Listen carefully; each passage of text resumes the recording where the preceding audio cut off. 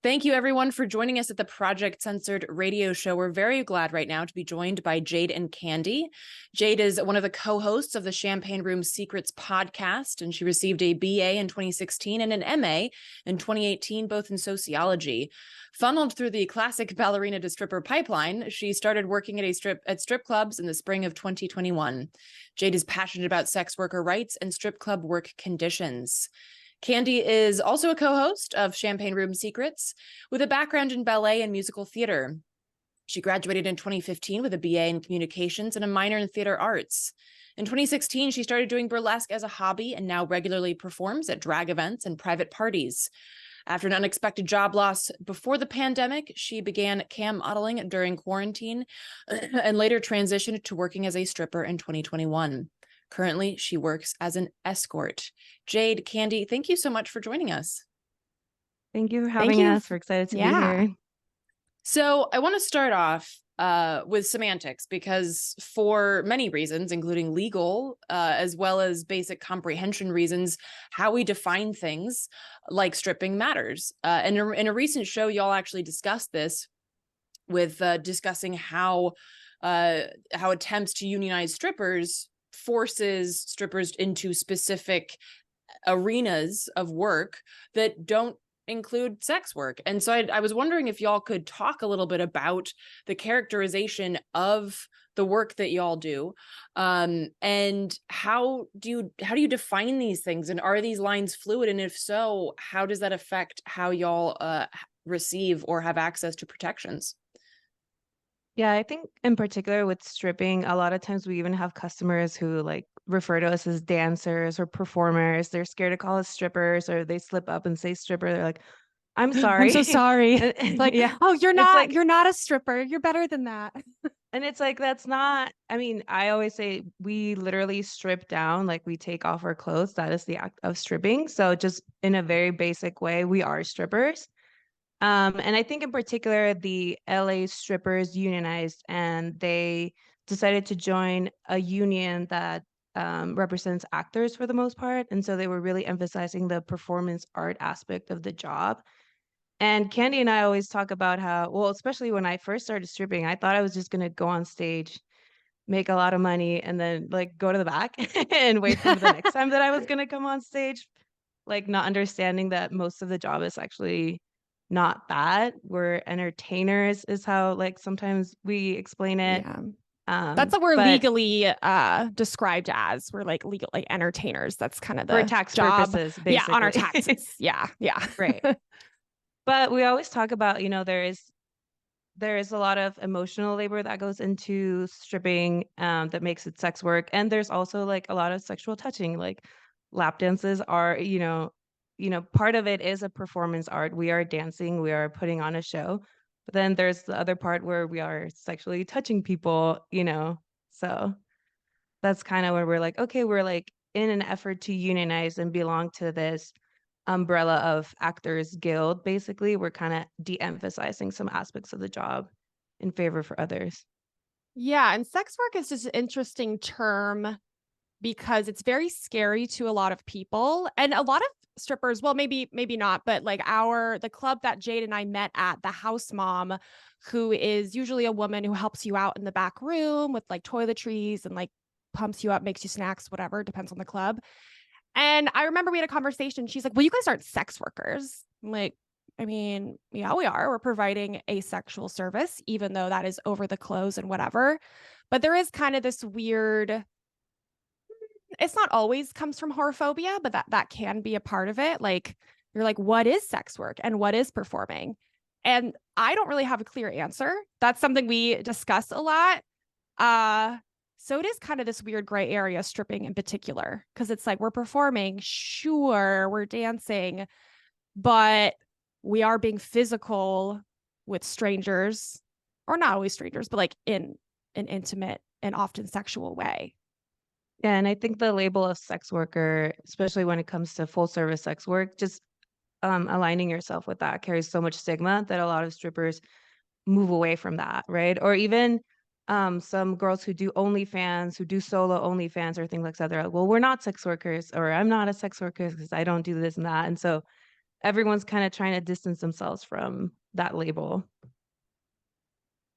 Yeah, and of course, a lot of that is, I imagine, has to do with the fact that sex work, in terms like the full service that you're mentioning, is illegal, whereas obviously being a stripper is not illegal. Right. So, and I want to, there's several threads that I want to pull on that y'all mentioned, but I want to talk about, because you mentioned emotional labor, and the psychology of our system fascinates me.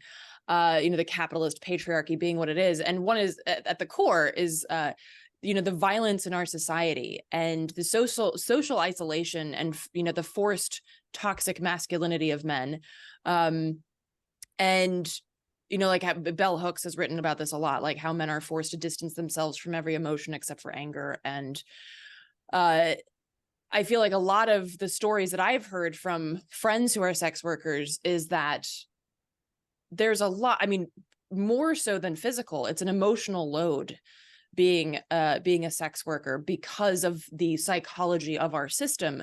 And now understanding that all sex workers are not women and not all clients are men, but just in your experience, what is that breakdown in terms of emotional labor that y'all are involved with? Do you want me to take a stab at that? Yeah, I'll take this. Yeah, no, I think for the most part, my job is talking, honestly. And I think you're right that like men don't get a lot of chance to talk about their feelings with, particularly other men. Single men probably don't have partners to talk to. And so when they come to the club, they use us as like, I always call it like sexy therapists. And we're probably cheaper than therapists for that matter. I think also I started dancing post-pandemic, but I think we do live in a very touch-deprived society. So even during the talking, touching on the shoulder, even if it's not the actual lap dance, like that, I think of that as a service because it's something that a lot of, like you said, men in particular, not exclusively men, but they are missing in their life. And a lot of times they're like, oh, I have never told this to someone, this and that. Yeah. Mhm. And we always talk about different strippers have different, hustles. Some are like the party girls and they're doing shots, this and that. But my style is very one-on-one. And I know a lot of girls who work that way. And that's when you can kind of, yeah, I think of it as providing that kind of service more than anything. Yeah, it's quite sad. I mean, out of like the cis straight males that I meet, like they really don't have intimate friendships. Like traditionally, like female woman friendships, it's like I treat them like relationships, right? Like I have a billion group texts. I have like my core people. We're all very emotionally intimate. And it's quite sad. Like, and I've had like Jade mentioned, I've had clients in the club, outside of the club, who do open up and tell me things. And I'm like, what do people say when you tell them this? They're like, I don't know. I've never like told anyone, because they don't have that culture. And there is the sex aspect, obviously, but it is great. I don't know. Jade and I, we both feel really good about being able to like offer that to people who have been missing it, because I feel like so much of this, not necessarily new, but like the incel culture that's like really big online, like the red pill dudes and all this. It's like, I think it's a little cheesy, but at its core, I think people really want to feel like loved and held and like heard. And when they can't access that, it turns into like anger and violence potentially. Not to toot our own horns too much, but Oh no, totally. A recent guest on the show is a psychotherapist, Harriet Fraud, does a lot of work talking about how men are socially isolated. They use a female partner, as a connection to the outside world. And if that female partner leaves, in her studies of mass shootings, the man has either lost, in like almost 100% of cases, a job or a romantic partner, because those are the two things that make him a man, right? And so, yeah, there's a lot of that aspect. And speaking of toxic men, I want to get into a recent article that was in The Intercept. It's an investigative piece about a group called Skull Games, whose founder is a former Marine, extremist Christian, and self-acclaimed hunter of warlocks and demons. No, I'm not kidding. Skull Games is a game in the sense that there are points and levels, but it's very, very real. It takes place in the real world with participants gathering information about sex workers to quote unquote save them. A game that ends with them handing sex workers over to the police. Participants are often former military who get off on the idea of combining their love for violent patriarchy with the idea of white saviorism. And they comb the internet for personal information that is sadly out there. As The Intercept puts it, quote, participants scour the US for digital evidence of sex work before handing their findings over to police. Police officers, the participants often describe them as friends and collaborators. And much of Skull Games' efforts boil down to scrolling through sex worker ad listings and attempting to identify the women, end quote. So I wanted to hear y'all's thoughts on this, and if you've ever been involved with something like this where a guy comes in and he wants to save you from being trafficked because clearly you must be trafficked. There's no way that you could be doing this of your own free will. So yeah, I'm curious about your thoughts about this issue. Yeah, I think particularly in the strip club, we call those guys Captain Save-A-Ho. They come in and they're like, I can get you out of this, this and that. And it's like, I never in my life, I've had other jobs, but that have made me miserable. Like being in front of a computer, Excel spreadsheet, 8 hours a day. Like personally for me, that's not what I like. But I never had to justify that job as much as I have to justify stripping. And it is a job that I actually like. It's the first job that's giving me, economic stability, that I've been able to afford to travel, live on my own, et cetera, et cetera. It's different because it's not illegal, like as we were talking about. But yeah, we have to justify how much we love our job, how much we enjoy it. And we don't love it every day, which is like the hard part, when you have to externally perform how much you love your job sometimes, when that day in particular is not going super well. But this group in particular, they're conflating consensual sex work with sex trafficking, which Candi, you can talk more about. But I think that's the root of a lot of the problems that we see today. The passing of Sesta Fosta in 2018, where it basically conflated, going online and posting ads for sex work with sex trafficking and all that led to. But Candi, you wanna? Yeah, there's a lot going on here. So because I don't feel really in danger because I think these people are buffoons. But like personally, I do think there's like this weird, when I was reading the article, I almost feel like there's like this weird fetish among these like pedo sex trafficking, quote unquote, hunters, where like I think they kind of get off on it and it's super weird. And I say that for like a few different reasons. I think like it's repression, right? Especially when you get into like the far right, conservative extremists or religious extremists or whatever. And so first of all, I don't think it's like, what is the term? Like, it's not like, they're not heroes, right? It's kind of fake. It's like a facade. Like, it's like, I think they're getting off on like digging into this like salacious world. And I guarantee probably most of them have thought about hiring sex workers, if not tried to do it. So, I am working now as an escort. So I am on these ads, right? Like I have a few escort ads out there.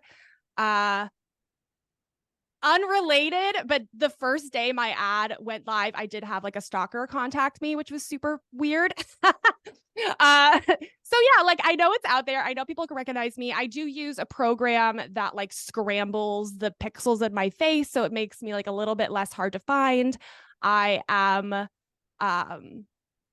very careful and very discreet. Like personally, I don't advertise, sexual services because that is illegal. I'm like, I'm a companion. I offer this kind of labor. You are donating for my time only, and anything that happens otherwise is happening between two consensual adults, but this is for like entertainment purposes only. And I have a pretty hefty screening process for all my clients. So in a way, I actually feel like kind of more safe doing this work than like meeting random people in the club a lot of the time. Like I haven't really had a horrible experience yet, or knock on wood. It's just such like a misuse of resources and time. And it just seems so, I don't know, icky. And like I said, buffoons. It's just like, what are you what are you doing? And I also read an article, they were like taking breaks for like prayer circles and stuff. It's like, you guys. Yeah, I think for me, it's like, say your beliefs are that women should not be selling sex. Fine. If you want to quote unquote save us, then like, why don't you work on, making housing more affordable, access to healthcare, instead you just hunt these women down, you burden them with a criminal record, making it harder for them to get jobs that aren't sex work. So is it really about saving women, or is it about controlling women's sexuality? Like that for me is so key. It's like Mhm. anti-abortion people who don't support access to birth control. It's like, well, is it about preventing abortions, or is it just that you don't want women having sex under their own terms? Yeah, absolutely. I mean, the fact that they hand women over to the police, it's like that is the least safe way of treating any human being, is to hand them over to cops. And it's like, shouldn't you be handing the traffickers over to police? Like, if you really want to Sherlock this thing, then go after them. Like, But for them, it's the same thing, right? It's like women who are selling sex are traffickers. They're kind of trafficking themselves. When they said, there was a quote, I forget who exactly was saying it, but it was like, well, handing over them to the police does not guarantee arrest. Like they already know that it's not a nice thing to do to a person to hand them over to the cops. Right. Like, And especially, like I said, like and I have a lot of friends who are like escorts and all kind of workers. It's like, we're not stupid. Like there are like, I don't know, like if I can tell if someone's a cop, you know what I mean? And like I like I said, I background check everybody, and like maybe not everyone like is, as thorough as I am. And I always, whenever I meet someone who wants to get into it, I offer all my resources. I'm like, let's get you set up. Let's whatever. I will share what I know because I think that's super important. But it's just like, I don't know. And even the cops, I feel like they get this, like, oh, these freaking weirdos. Like, okay, just take them and be like, yeah, good job, you guys. Like, thanks so much. It's yeah, but I giving think, like little boys club and like a treehouse. I don't know, not to be too mean about it.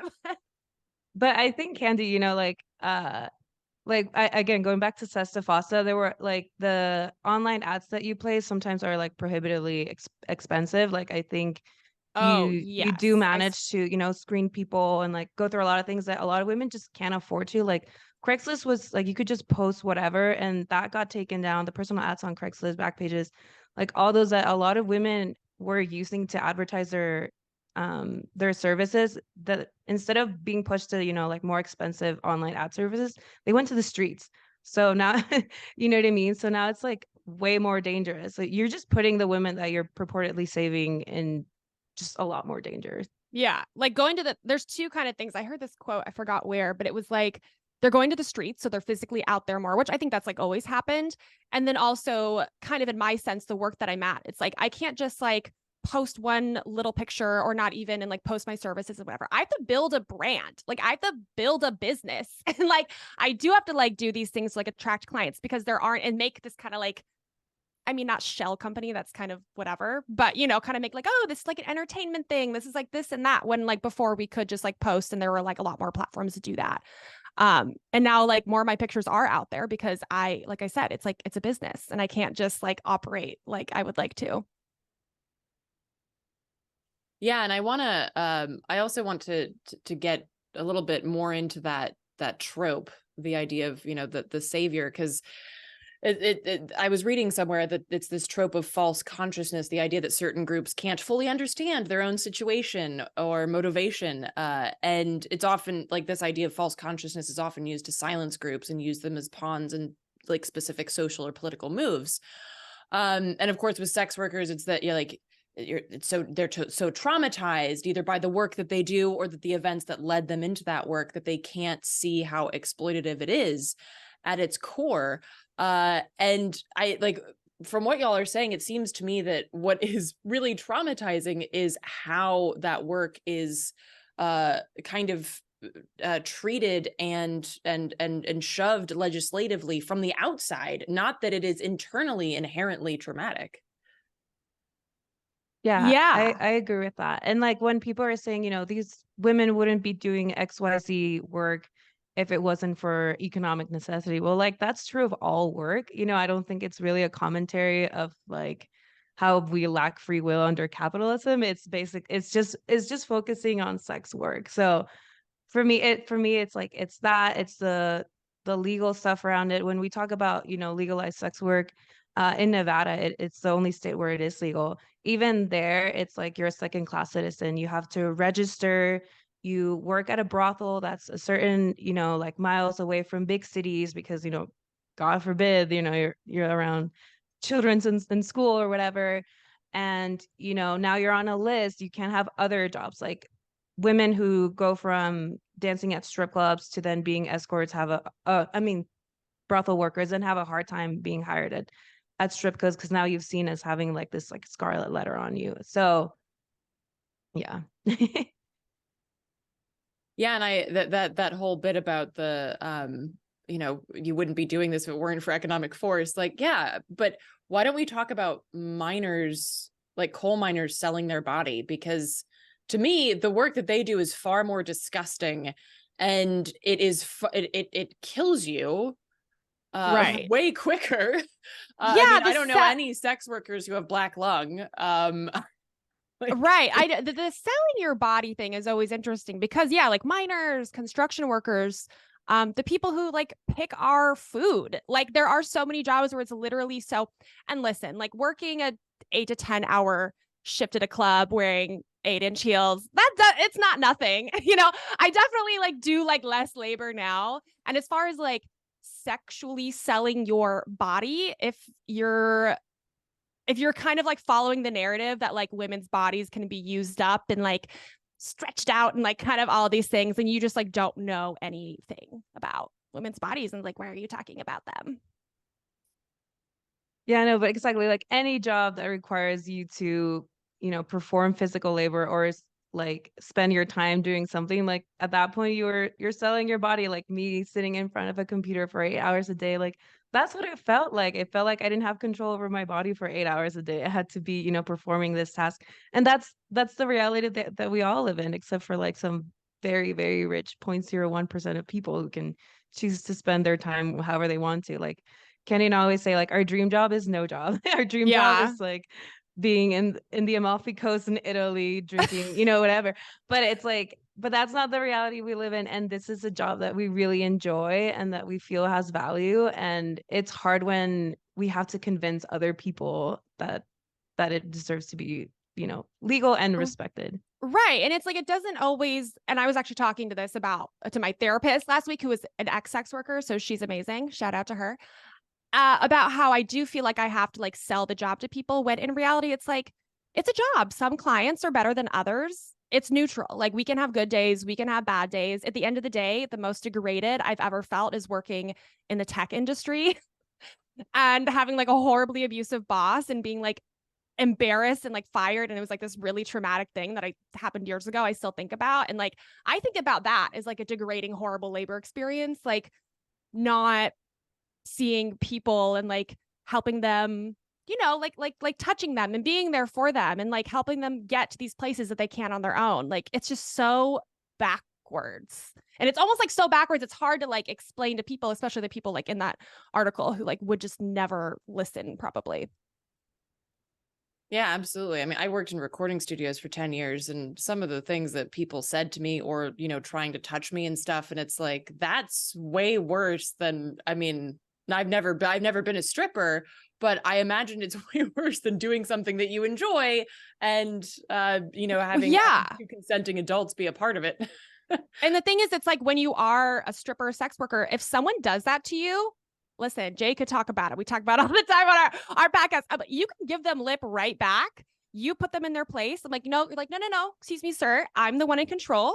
Like I'm doing the situation. And like most of the time, not always, there are obviously abusive clients and customers. Like it does happen, but like most of the time they kind of fall into line. Like they know, like, and that's why this job isn't for everybody, because you kind of have to earn your, like not earn, but like figure out your power.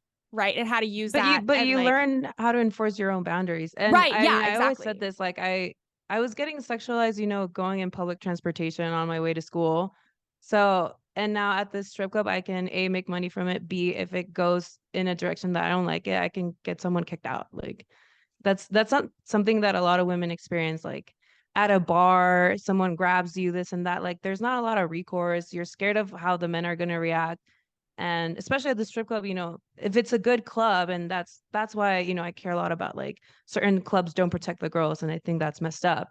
But a good club will always take your side, and you should be feeling safe where you work.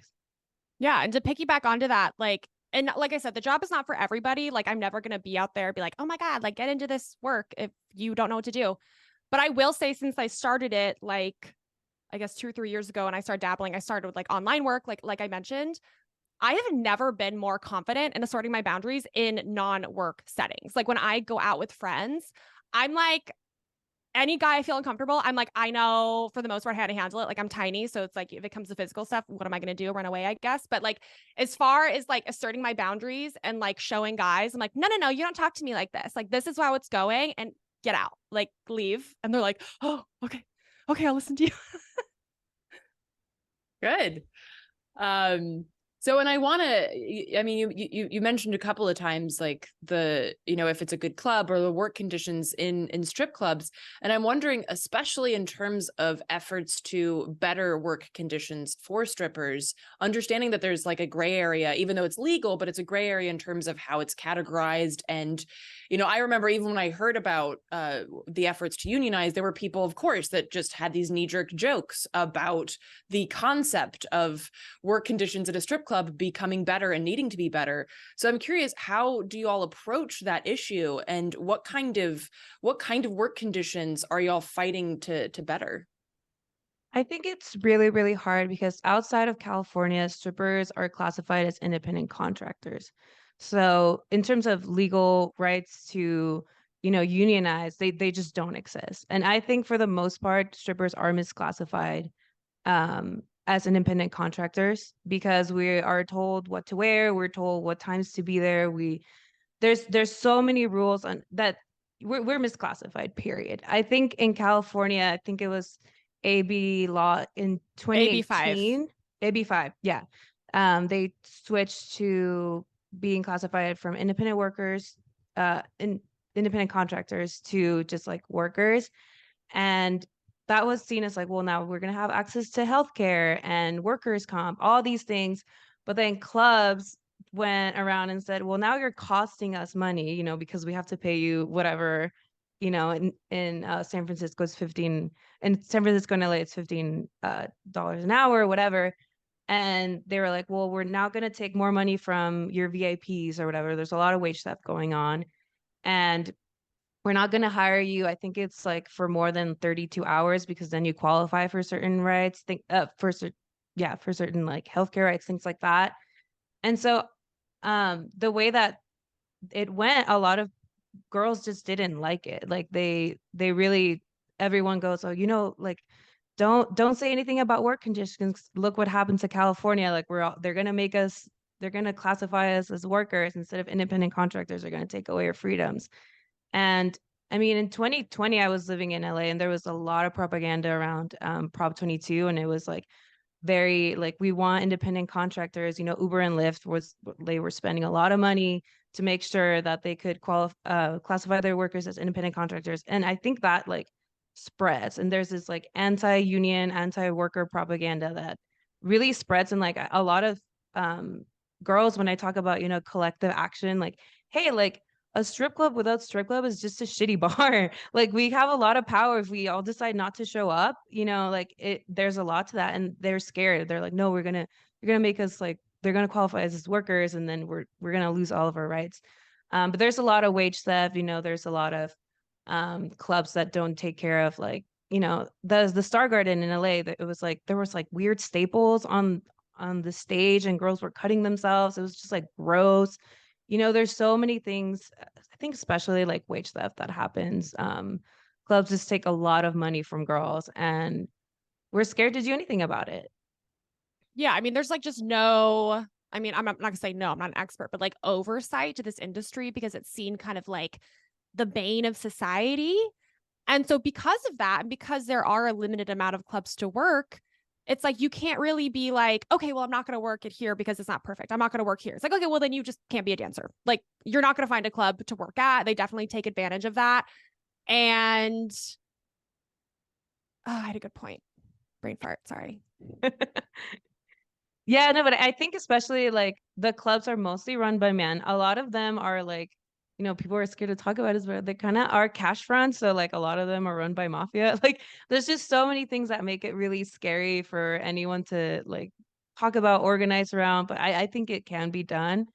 But I think there's always this fear like, oh, if we start talking about collective action, they're gonna make us into employees. And that's, this terrible thing just because of the way that it went down in California, which I think the law was trying to do something good. It just didn't go far enough in making sure that like the clubs were implementing the rules as they were meant to.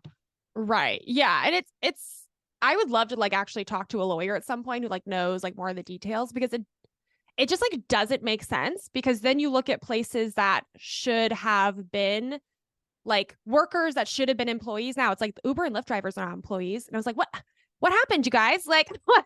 Like this was the whole point of the thing. And now, like Jade's been saying, when, like I run we both run like social media. So we talk to like different strippers around, like, who follow our podcast or whatever. And it's definitely like a thing, like, oh my God, California, like, don't go there. Like, I know not to go there. Like, it's really bad, but it's like, it was supposed to be good. Like, you would think like being an employee would be good. But like, to be honest, I mean, like, I don't know, maybe in hindsight, it was a good thing. But like me and Jade met at a club in California. We like grew our friendship and we kind of bonded over the conditions, and the conditions like wasn't horrible, but it's like, especially the money they took. And then we were like, we got to talk about this. We got to tell people. And then a year later, I guess a year and a half later, like we're doing this. So it inspired something good in our sense, but it's been tough. And like, Jade moved out of state to like keep working at clubs. And it's like, it's just, I think most of the dancers we worked with at our first club left. It's just super icky. And, I think there's something about the gap between a law and how it's implemented that has always been really interesting to me. And I think that's a really clear case of it because, like I said, being an employee gives you all these rights, it guarantees pay, all these things. But then clubs went ahead and, specifically our club, they said, well, you cost us $15 an hour. So the first $150 that you make in VIPs, we're going to take all of it. Like there's just so much weight theft, right? And then you can't work more than like certain days because now you're costing the club money if you show up and there's too many girls not it's just all these things that like um the law I don't think intended for it to happen, but there was no follow through to see how it was going to go because like nobody really cares about strippers. no. And again, I do think like especially in 2020, that Prop 22 in California, there was a lot of propaganda that was like very anti-employee. It was, all these like testimonials from Uber and Lyft drivers saying, I love being an independent contractor. That it really confused people. I really think so. And, I think we're seeing the effects still. Yeah, I mean, I remember seeing stuff like that with Amazon unionizing too. Like, I love Amazon and I don't want a union. And I'm like, that is hilarious. I prefer to work in warehouses that don't have air conditioning. Yeah, these weird Twitter accounts. Peeing in bottles. Like, right. Yeah, I love it. Yeah. It's great. Yeah. So kind of wrapping up here, I again want to make the connection, and I feel like a lot of, and you said so as well, that people are not, there's no outcry about like, hey, the first $150 you make, we're going to take, because people in general don't care about strippers and the working conditions that y'all have. And I'm curious with regards to sex work, how you feel about, decriminalization versus legalization, and, some of the efforts, which like, for instance, in Sweden did not really work, the idea of making it illegal to buy, but legal to sell. And it's just been a hot mess. I'm curious how y'all feel about those differences and what you'd like to see, and how that would also, how that treating of sex work would affect stripping. Yeah, we discussed this a lot. We actually just had an amazing sex work advocate on our podcast a few weeks ago, and she's fully like decrimin everything. And like now I'm kind of like, I think legalization could be good in like a non-whorephobic society. But if we are having to like register and train for these jobs, and to be honest, like I think there should be training for this job. Like I said, it's not for everyone. Nobody teaches you how to do it. It's something that like you kind of hear about and it's like trial and error. So it's like in an ideal world, sure, I would love to get training for this job. I would maybe love to have like a certificate and like advertise my services. And like I'm like certified and like these things and like this is what you can book me and like pay me. But it's like I wouldn't be able to do that without, again, like the scarlet letter on. So in that case, it's like, I think we really have to start with decrim. We have to change the social perception through that, and then maybe eventually move into like a different system. But it's like with decrim, especially, it's like as a worker, as a stripper, as a this, it's like when it's not criminalized, we'll feel safer asking for help and like going to the hospital and like going to the cops and all these. And that's kind of like where it has to start because people are scared, you know, and that's where like the trafficking and all these things happen. Yeah, I agree. I think, you know, decriminalization is obviously the first step. You need to stop burdening people with criminal records. You need to make them feel empowered to seek help if they need. And I, you know, for a long time, as someone who is very like pro unions, workers' rights, this and that, I was like, well, the only way you can get access to those rights is through legalization, right? But then once you learn how, like Candi said, like a horophobic society is not going to see your work, or it's in the case of Nevada, again, like it is legal there, but you are wearing a scarlet letter. You know, your kids can be taken away if it comes out that you were a worker at a legal brothel, you know, all these things. And so while you know, the fantasy land would be like, oh, legal, you can have certifications, you know, you can pay your taxes, everything like that would be that's not the society that we live in. And so, and unfortunately, I don't see that's the way I see our society going either. So I think all of our efforts should focus right now on decriminalizing and, you know, taking away some of the stigma, like as far as much as we can. Well, yes, thank you. And if you have any thoughts on how to move society in that direction, please share them. I mean, is it education? Is it just like getting people to talk more about sex in like a not creepy way, but also not sex ed where you're just showing a bunch of pictures of herpes and told not to do it? You know what? Something that's like so small that I feel like it really plant the seed. It's like we can stop making like dead hooker and dead stripper jokes. Like we can stop laughing at those jokes. We can start looking at them more as like people and not just like disposable objects. And like I don't feel like that necessarily. I don't feel like a part of those like groups who get like made fun of and like, oh my God, we found like this and that, whatever. You know, media, like supporting media that props us up. Voting, obviously, like I don't know where we are like legislatively, like whatever, but if that comes up, yes, definitely like register to vote and vote. Do you have any other ideas, Jade? I think just talking about it, it's hard, you know, as someone wearing this Zoom filter to talk about this, but I think just talking to people about the work you do, you know, I think a lot of us, it's kind of like what happened with, you know, gay rights and things like that. As more people started coming out of the closet and more people realized that they actually know and love someone who is, you know, part of the LGBTQ community, like if we also do that too, we can normalize it more. And like I don't know, every time, you know, like someone in my social circle who isn't a stripper meets my stripper friends, they're always like, oh, they're so normal, you know, Right. and like things like that. They're just, yeah, we're regular people. And I think just talking about it more, I mean, again, not to toot our own horn, but like Champagne Room Secrets podcast, we like to talk about like, we like to talk about our work in a funny way, and it's very like just trying to demystify the whole thing, you know. I think on TikTok girls go on and show like how much money they make and it's really glamorous, and then you show up to the club and it's not like that and you're like, what happened? So I think it's just talking about it as like a normal thing that, you know, and I think anyone who's listening, like you probably know someone who was a sex worker at some point. Like people have done it in different ways, you know, online, in person, you know, sugaring, different like I think we're just out there. Yeah, and I would encourage those people that are kind of on the edges of sex work to look inwards. There is a lot of like internalized whorephobia within the sex work community. People who look down, like strippers who look down on full service workers who look down on strippers. And OnlyFans is huge now. It like blew up the past few years.